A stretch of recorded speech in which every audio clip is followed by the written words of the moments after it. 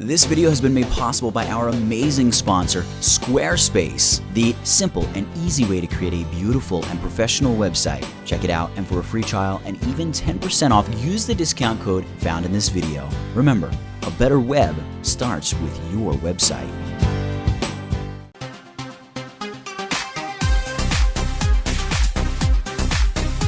Welcome to this video tutorial brought to you by Tutvid.com. Today we're going to take a look at some really cool Moody cinematic portrait retouching with Photoshop. We're going to talk about masking and adjustment layers and working with tone and color and sharpness and a lot of other things. But before we jump into starting, I just want to show you this here is the finished image.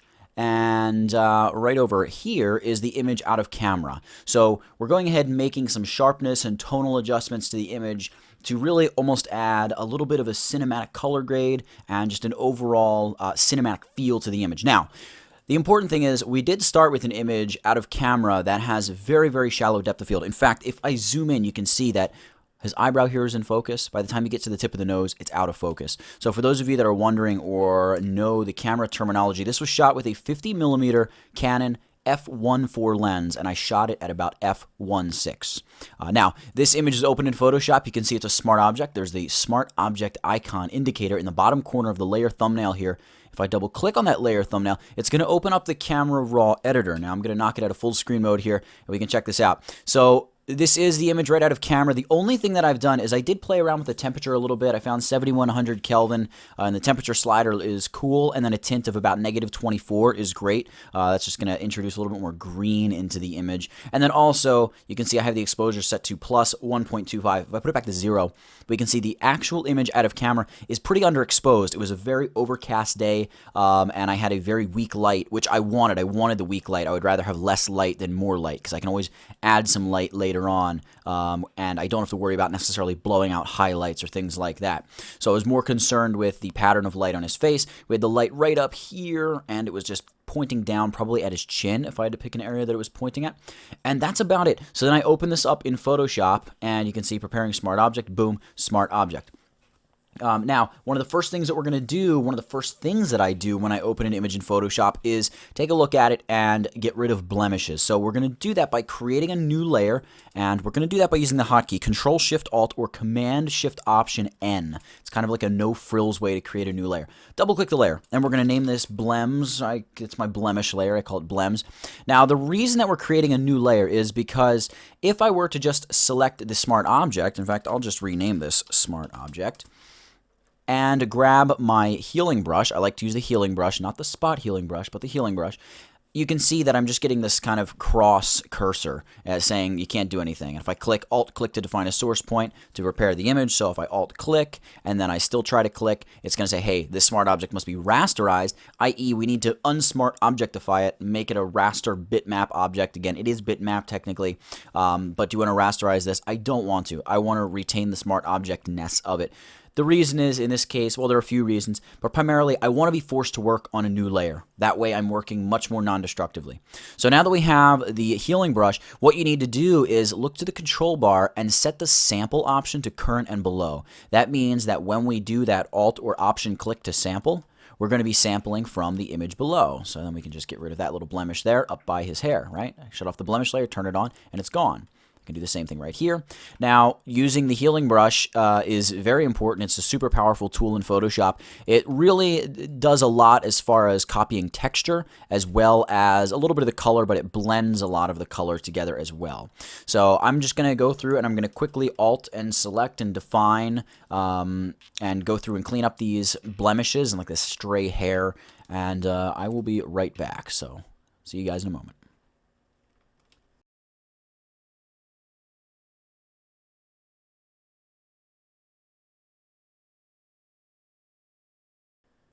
And we're back. So one quick thing that I want to show you before I show you the before and after for the blemishes is there is this little blemish here on his neck. Part of the problem you're going to have with the healing brush is when you try to just heal that away, you're going to almost drag the black from over here in this dark area right into the skin tone.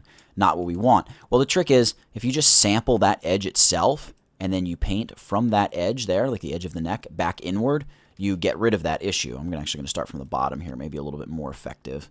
Just like so, and boom. Just like that, it goes away. So I'm going to zoom out just a touch, and we're going to go ahead and shut the blemish layer off and turn it back on, and you can see a huge difference to the skin. I don't want to get rid of all of the marks and lines in his face. I like the character it adds. Very, very cool. So now that we've done that with the blemishes, and this is very basic blemish removal. This is nothing fancy. All we're doing is, one single layer and some spot removal or spot healing. All right, now that we've done that, we're going to go ahead and add some catch lights to the eyes, just a little light in the top of the eye. We're going to do that by creating a new layer, so Control-Shift-Alt or Command-Shift-Option-N. I'm going to name this Uppers, and that just is for the upper catch light in the eye. Sometimes I also will put a catch light in the bottom of the eye, but right here we're just going to go with the upper. I'm going to grab the brush tool, and I'm going to right-click and set the size pretty small, maybe about 20 pixels, and increase the hardness all the way up. I want it to be a very hard brush. And I want to set my foreground colors to black and white by hitting the letter D, and then X to flip those. So white will be my foreground color, and I'm going to place a catch light right there, and I'm also going to place another catch light, boom, right there. Now, obviously, doesn't look very realistic. He looks kind of odd, but no worries. What we're going to do is we're going to first mask these catch lights to his eye, and then we're going to sort of blend them in. So I'm going to come down here to the bottom of my layers panel and hit the new mask icon. So there's our mask. Make sure we're working on that. Grab the brush tool again, and this time right-click and soften the brush a little bit. So hardness right around 50%. And we want to set our foreground color to black, so just hit the letter X. And we're going to begin painting away any part of the catch light that is not supposed to be seen, okay? Anything that's not actually on his eye. So there we go, just like that. And then I'm going to select the layer. See, right there I have the mask selected. Now we have the layer selected. When I have the layer selected, I'm going to blur these pixels. So I'm going to go blur, Gaussian blur. And you can see here 75 pixel Gaussian blur is far, far too much. It just makes them kind of disappear. So I'm going to try maybe 1.7. That's pretty good. It blurs them nicely. I'm going to hit OK. And now I'm going to set the layer blend mode to soft light. And I'm even going to reduce the opacity. Maybe bring it down to like, I don't know, 40, 45, maybe 50%. That looks pretty good.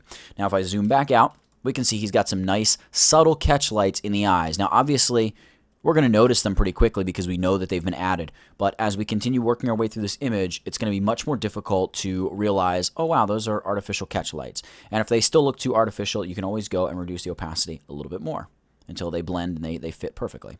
So there we go. We have our catch lights. Now that we've done that, we're going to add a little bit of light to the eye. So I want to add some light to the bottom part of the iris here. It really opens the eyes up and gives them good depth. So I'm going to add a curves adjustment layer. By the way, if you don't have the adjustments panel, you can just go layer, new adjustment layer, curves. Does the same thing. And we're going to set this to a layer blend mode of color dodge. You can see it's just going to really blow out our image like crazy. That's fine. We're going to zoom back in on the eyes. I'm going to select the layer mask here and hit Command or Control I. That's going to invert the mask, fill it with black. Great. Now that we've done that, we're going to grab our brush tool, and I'm going to set the opacity of the brush to 10%, just like that. Now I'm going to right-click again. Hardness of my brush should be 0. I want a very soft brush, a very small brush. And I'm going to set my foreground color to white. So X just flips those colors. I'm going to zoom in on the eyes a little bit more here. And I'm just going to begin by painting a little bit of light into the bottom of the eyes. Just kind of carefully. Maybe even touch up the actual catch light itself. Hit that once or twice. And then we're just adding some light into the eyes, just like so. So if I zoom out, if I shut that layer off, we can see there's before, there's after. So we're just adding some light into the eyes, really opening them right up just like that. And the next thing we're going to do is sort of like a micro sharpening layer. So we're going to convert or merge all of our current visible layers to a new layer by hitting Control-Shift-Alt or Command-Shift-Option-E. And once we've done that, we're going to desaturate this layer. The hotkey for that is Command-Shift or Control-Shift-U. Black and white, great. I'm going to zoom all the way in, and we're going to go Filter, Other, Highpass. And because this image really isn't that sharp to begin with, we were shooting at f1.6, again, which is a very, very wide open aperture, which gives you extraordinarily shallow depth of field with a full frame camera with a prosumer DSLR in general, actually. So we're going to set the radius to about 3.5 pixels. If you have an extraordinarily sharp image already, this might only have to be maybe 1.5 or something like that. Point is, you want to start to see some detail in the hair and some texture in the skin, stuff like that, but you don't want to see too much haloing. So we're going to hit OK, and then we're going to set this blend mode to overlay. So there's before, there's after. We're just kind of adding this layer of punchy sharpness to the image. Now that we've done that, we're going to add 2 curves adjustment layers. So 1, 2. And I'm going to take the first layer, and I'm going to name it Burn, and I'm going to name the second one Dodge.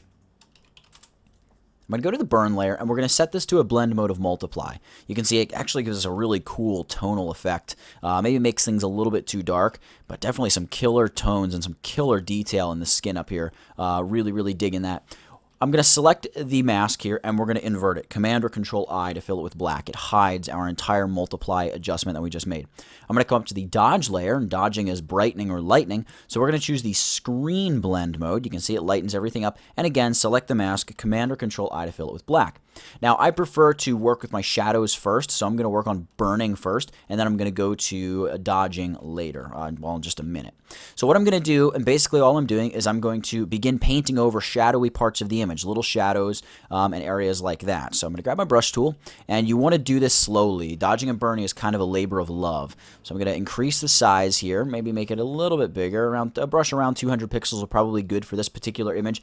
It all depends on the resolution of your file. So I'm going to make sure I have the mask selected, and I'm just going to begin painting here. We've got a nice little shadow down there. Again, opacity of the brush, 10%.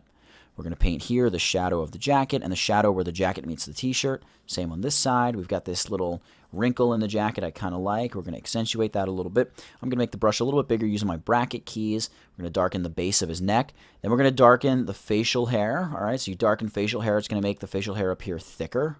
Cool. Run across the shadow in the middle of his lips, the little shadow there beneath the mouth, and of course the shadow beneath the nose, and you can accentuate that just a little bit. We've got the eyebrows here. We're going to pass over them maybe once or twice. Thickening up eyebrows is a great thing to do for your photos. We're also going to darken the hair along the hairline where the hair meets the forehead, just like that.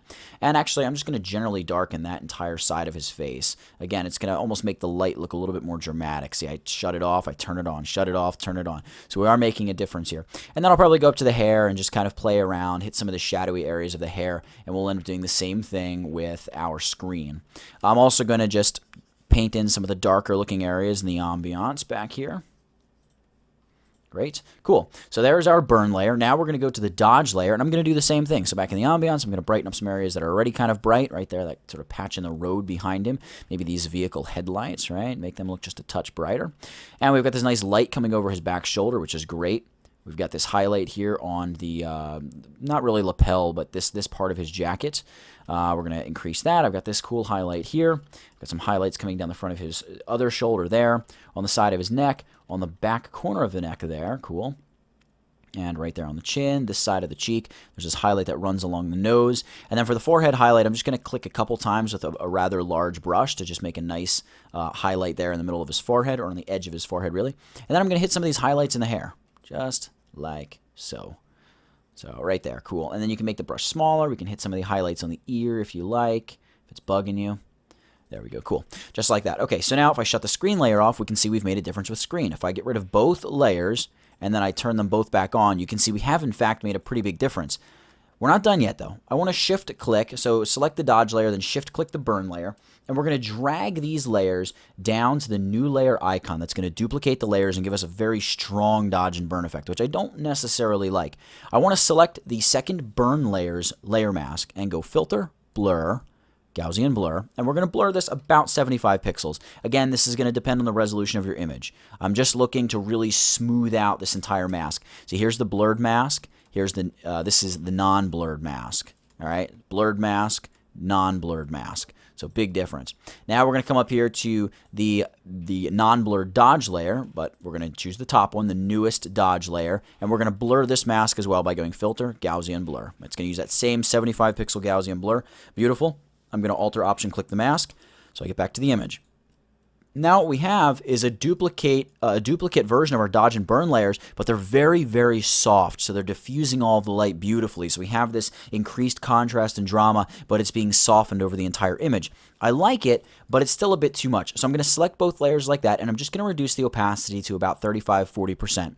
And I'm also going to reduce the opacity of my original dodge and burn layers to maybe like 70–75%, something like that.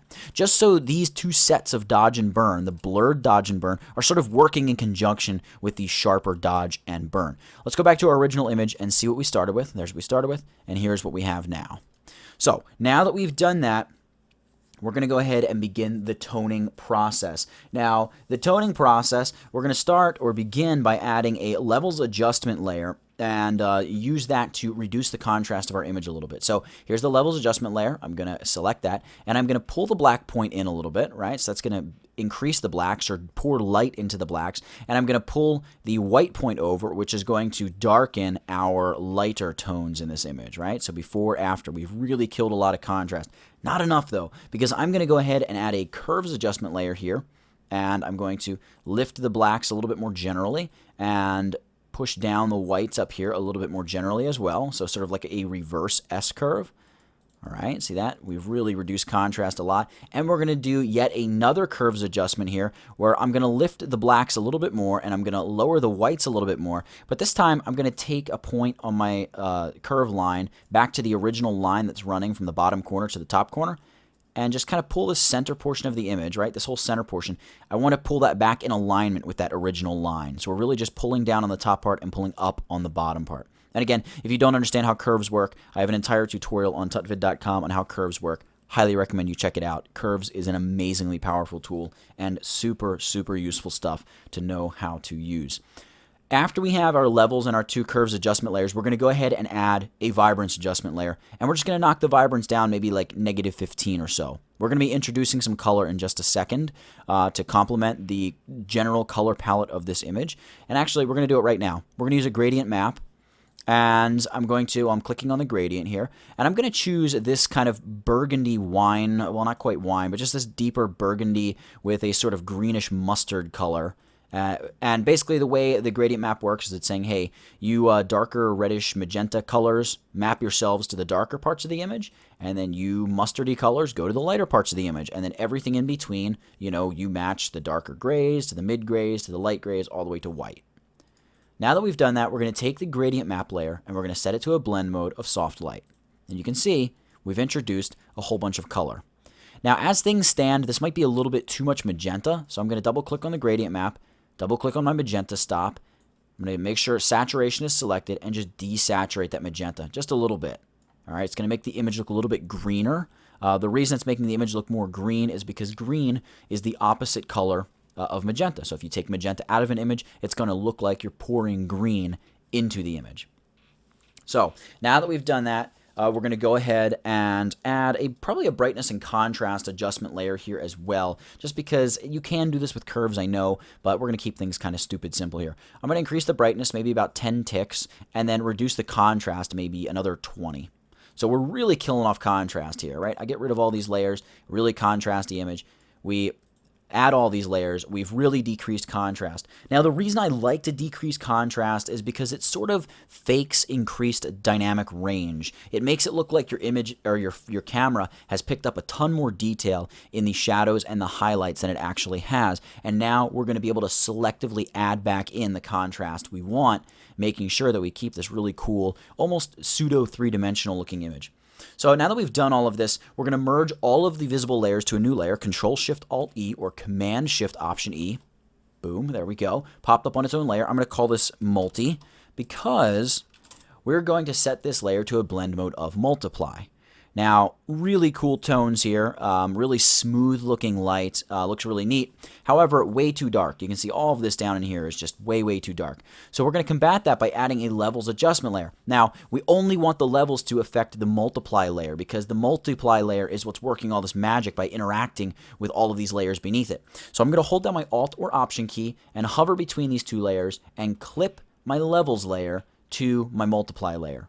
Now that I've done that, I'm going to grab this black slider on the bottom and I'm going to pull it over to lift my shadows. So I'm really going to lift those shadows up to right about there. I'm going to increase the black point and I'm going to increase the white point just a bit. There we go. Cool. So get rid of that. You can see that levels adjustment layer makes a huge difference. In fact, if I just get rid of both layers are making quite a staggering difference combined. So now that we've done that, we're going to go ahead and we're going to relight this image a little bit and do a couple more color adjustments, maybe touch up the contrast a little bit, and then a little bit of sharpening and a little bit of noise, and we'll wrap this thing up. So let's begin with the relighting. If I'm doing any sort of digital relighting of an image, and it's nothing as drastic as it sounds, I like to use the quick mask mode, so I'm going to hit the letter Q. See that? It's going to load up quick mask mode. Hit Q. We are now out of quick mask mode, back into quick mask mode. one of the first things you want to check before you actually jump into quick mask mode is just double click the icon, right? And you want to set this color indicates area to selected areas. What that means is the area that you are painting is going to become the selection. So I'm going to hit Q. I'm going to give you guys a quick example. I'm going to grab the brush tool. I'm going to set the opacity back to 100% because opacity matters when we're dealing with the quick mask mode. And we're going to set our foreground color to black. We want to paint with black. We want a very soft brush, and I'm just going to begin painting here. All right, so I've painted a large, soft red spot. If I hit the letter Q and load that selection, it's going to give me a large, soft selection of that area that I painted. If I hit the letter Q again, boom, I go back to quick mask mode, and I still have that selected. Great. I'm actually going to just undo all of that. I'm going to go back to quick mask mode. While I'm in quick mask mode, see that button is activated. I'm painting with black, and I'm just going to paint a nice dark gully like this. And then I'm going to hit the letter Q. It's going to load that as a selection. I want to feather that, however. So we're going to go select, modify, feather. And we're going to feather this about 550 pixels, a ton. If you're using a version of Photoshop older than Photoshop CS6, I believe it is, you can only feather 200 pixels at a time, but you can still do 200, 200 again, and then 150. And it should give you something pretty comparable. Go ahead and hit OK. And we're going to add a new levels adjustment layer here. Now what we're going to do, because we want to darken this area, right? The white in the mask is where the levels adjustment layer will show through. We're going to drag this gray slider toward the white slider. See that? Just going to make it a little darker down there at the bottom of our image. All right, give the image more shape. Now I'm going to enter into quick mask mode again, hitting the letter Q. And we're going to paint. We're going to do the same thing here with the top. Just I'm going to pull some light down onto his face as well. There we go. Hit the letter Q to jump out of quick mask mode. We're going to feather this selection, modify, feather, select, modify, feather, that is. And I'm going to feather this selection a little bit less, maybe 450, and hit OK. I'm going to add a new levels adjustment layer. See that? It's automatically using my selection as a mask. And I'm going to drag the gray slider toward the black slider. And that is going to give me brightness. But it's also going to kill off contrast. I'm done killing off contrast. I killed off a ton of contrast already. So I'm going to make sure contrast stays by just dragging this black slider in. All right, so if I shut that off, you can see much brighter at the top, but still about as much contrast as before. And you can play around with it to make sure that you really are preserving the contrast you want to preserve. So just like that, and here I'll shut off these two layers to show you. There's before the lighting layers, there's after the lighting layers. So it does a lot to shape your image and make your image look a lot cooler. So now for our first round of color adjustments, or additional color adjustments, really I should say, I love to use the Selective Color adjustment layer. An incredibly useful adjustment layer. We're not going to get into all the different color channels and the colors you can work with. We're only going to work with whites and blacks here, and later on we might work with neutrals a little. I'm going to start with blacks.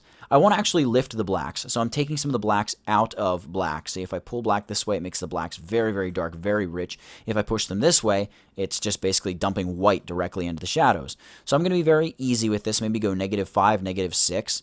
You can see it's almost killing contrast, but it's really only appearing to kill contrast because it's killing off some of the contrast in the darker tones.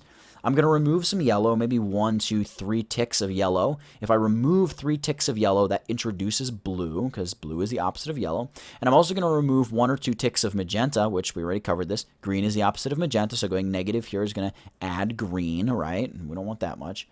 And then we're going to add some cyan. So cyan has almost like some greenishness to it already. So it's going to mesh beautifully with our greens and our blues. So if I shut off Selective Color, the Selective Color adjustment layer, there's what we had, there's what we have now. We've really added this blue-green cast. I'm going to open up that layer, that adjustment layer again by double-clicking the icon, and I'm going to go to the whites. Now the whites, I'm actually going to give them some punch by removing blacks from the whites. So you can see, there's if I add black to the whites, which is going to essentially mute the whites and the highlights. If I remove black, I'm sort of forcing those highlights to be a little bit punchier. But I'm also going to pour some yellow into those highlights to color the highlights to ensure that I don't have a big, bright, white hot spot anywhere on the image. So there we go. Selective Color. Before, after. It makes a difference. Really, really a cool and a very powerful adjustment layer as well. In addition to those color adjustments, we're going to pump the contrast a little bit here as well. So I'm going to pull down on this part of my curve, and I'm going to pull up on this part of my curve. Before, after, we've pumped the contrast. However, I want to control the contrast. It's part of the reason I love these adjustment layers. So I'm going to select the mask and hit Command or Control I to fill the mask with black. It's just inverting white. The opposite of white is black. I'm going to grab my brush tool, and we're painting with white, and we have the opacity set to 100. And I'm just going to paint over his face and over his body here. And Maybe set the opacity now to 40, right? And I'm just going to paint out away from him a little bit just to sort of feather the contrast into the scene a little bit. So there's before, there's after. We're really increasing the contrast on him alone and letting all of that depth and that dynamic range stand in our background, just kind of like I really like it. So now we're going to do a quick global sharpening with Highpass. So I'm going to merge all the layers to a new layer, Control-Shift-Alt or Command-Shift-Option-E. Again, desaturate, Control-Shift-U or Command-Shift-U. And I'm going to name this Highpass. And we're going to go Filter, Other, Highpass. And we already know about 3.5 works well for us. I'll hit OK. I'm going to zoom in a little bit. And I'm going to set this to a blend mode of soft light. It's not quite enough. I'm going to duplicate it by hitting Command or Control J. Now, when I duplicate it, it becomes too much. So it's just a little bit too sharp. It's almost accentuating the grain in the image more than any details. So I'm going to soften this or reduce it a little bit just by dropping the opacity down to maybe 35. 35% actually looks pretty good. So now that we've done that, the last thing to do is to go ahead and add some film grain. Now, adding grain is a piece of cake. It's one layer and a couple steps, boom, you've got grain. However, the grain looks very computerized and very generic. So I like to add grain, but with a little bit of a twist to make things a little bit more interesting and make it look a little bit more organic. So we're going to do this by creating a new layer, Control-Shift-Alt-N or Command-Shift-Option-N, and I'm going to name this Grain-01, and we will go Edit, Fill, and fill using 50% gray. Now that we've filled that, we're going to go Filter, Noise, Add Noise. And we're going to add 15 to 20% of noise, something that looks good, something that looks semi-dense, and hit OK. And we're going to set this to a blend mode of soft light. Now that we've done that, I can zoom in and see definitively that we have introduced quite a bit of grain to our image. We're going to duplicate this, Command or Control J. Now we've introduced a ton of grain. So I'm going to zoom out a little bit, and we're going to go Edit, Free Transform. Note the hotkey, Control T. Command T on the Mac. We're going to select this. We're going to set the width to 350 and the height to 350 as well. And we're going to commit those changes. Now, your computer may show you a loading bar while you're doing this because what we've just done, I'm going to zoom way out, is we've really made this layer huge, right? I'm just bringing up the bordering lines of the layer by hitting Command or Control T. It's the Free Transform command. I don't want all of that stuff. We can see that our file size has ballooned to 1.24 gigabytes for this image here, if Photoshop is reading it as. We want to get rid of as much file size as possible, especially since we know we're not using all this grain out here. So we'll do that by using a little trick. Hit Command or Control A to select all. So we're just selecting this square chunk of the good, big, chunky grain right out of the middle of this layer. Hit Command or Control J to pop that up onto its own layer, and we're going to name that Grain-02. All right, if we hit Command or Control T on this layer, you can see the grain ends at the edges of the image, which is perfect. That's exactly how we need it to be. So this big piece of grainy layer that's adding all this file size, we can select that, hit the delete key, and it goes away. And look at that, we're immediately down to around the half, 598 meg file size for this PSD. Now, obviously, way too much. Way too much grain. So we're going to select grain 1. We'll reduce the opacity to right around 15, 20. I got 24%. And grain 2 will reduce somewhere right around the same thing. I'm at about 20% there. So what this subtle grain is going to do is it's not going to compromise our sharpness, but it's going to give us much smoother looking tones and just, I think, generally a more beautiful image overall. So here's the image we started with, out of camera, through Camera Raw, and into Photoshop. With some dodging and burning and some color toning, we've really spruced the image up and make it this very nice, very sharp-looking image. We've brought the color out a little bit more in his skin, and we have an image that we love. And certainly it has sort of this cinematic color, this cinematic feel to it in general. Couple this technique with a nice shallow depth of field, and you'll get a really cool image. Now, it is interesting and should be noted that when you're using this technique, don't use the exact technique that I'm using. Use the principles that I'm trying to share here, right? The whole reducing contrast to increase depth or dynamic range, in the image. Because your image is going to be a little bit different than this. Maybe you lit it differently. Maybe you didn't light it at all. You can still use the principles, the dodging and burning and the sharpening and the blemish removal and, killing off contrast and then adding contrast back in manually and the digital relighting, all of that stuff, the grain and the sharpening. You can add all of that to your photos, but you want to make sure that you adjust them so your photos look best, and that's when you're going to get those really, really great photos. So that's it for this one. I hope you've learned a thing or two. Thanks for sticking around this whole time and checking this out with me, and hope you learned a thing or two. Make sure you go over to tutvid.com, where you can find plenty more free video tutorials on Photoshop and photography and all things related to that kind of stuff. That's it for this one, guys. Thank you so much for watching, and I'll catch you later. Hey guys, this video was generously sponsored by our great friends over at Squarespace.com, the simple and easy way to build a beautiful website, a responsive website, a mobile-friendly website. In fact, if you get over to Squarespace.com right now and use the discount code TUTVID, you'll get 10% off your first purchase, and if you sign up for a full year, you're going to get a free domain name, and it's like $8 a month. So I strongly urge you to get over there and check it out. They've got great 24/7 live chat available with offices in New York City and Dublin, Ireland. You can do all kinds of things with your Squarespace account, e-commerce sites, do artist portfolios. Check out some of these sites as they've been scrolling by here on the screen. There's no credit card required. You can go over there, again, discount code TUTVID, and you can start building a website today. Highly recommend it, and thank you so much, Squarespace, for supporting TUTVID. You guys rock.